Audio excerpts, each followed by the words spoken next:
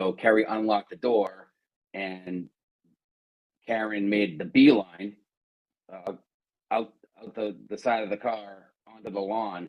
And Carrie said we couldn't see more than 3 or 4 feet in front of us. We had absolutely no idea what was going on. I think it was just chaos and confusion, like nothing made sense.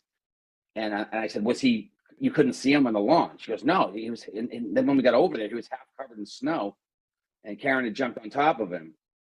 And that's when I looked at Carrie, and that was the click for me. That was the moment for me where I said, how in God's name did she know where he was? If you were out there, randomly looking for him, retracing his steps, that she knew exactly where his resting place was, under a mound of snow. And so that was from that moment on, I formulated my opinion of what happened.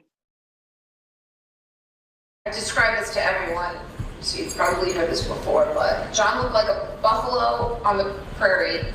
It was just a lawn and a heat that it wasn't a bush or a hydrant or a dog. It was a weird shaped lump at that time in those elements. What did you know at that time? Did you think she hit him with her car? Did you think what were you thinking? So the day before, when I talked to Paul, I think my exact words to him, just thinking about all the possibilities, and I said, this is on the morning of the 29th, and I said to him, look, I don't want to start anything here. I'm just curious. I'm like, did anybody look at the back of her car? And Paul said, you know what? Somebody else just said that before. I was like, really? And he goes, they're gone. I said, what do you mean they're gone? And he goes, they came back after the hospital. She gathered some of her stuff, and she was gone in like 15 minutes.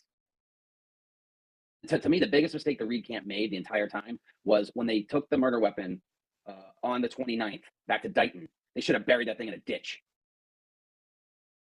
To me, it seems so obvious that all those screaming and were theatrics that she put on that night, and one knows where you are. She knew where he was, which right where she left him after she clipped him with his car. I mean, I was looking to find him on the side of the road. I was expecting I'd find him. I was looking to find him on the side of the road. I was expecting I'd find him. the cover-up happened immediately after she hit him. She put it in motion pretty quick. If people think about it, if she had to call Carrie and Jen, because what else was she going to do? Was she going to go back to the scene with her car and have first responders show up with her car with a broken taillight? No, her car was safely inside Johnny's garage. So she had to, in hindsight, again, the cover up began immediately. She's quickly putting together this plan on the fly, and she needs to distance herself as much as she can. So she needs other actors in her play at this point, in my opinion, and that's why she brought in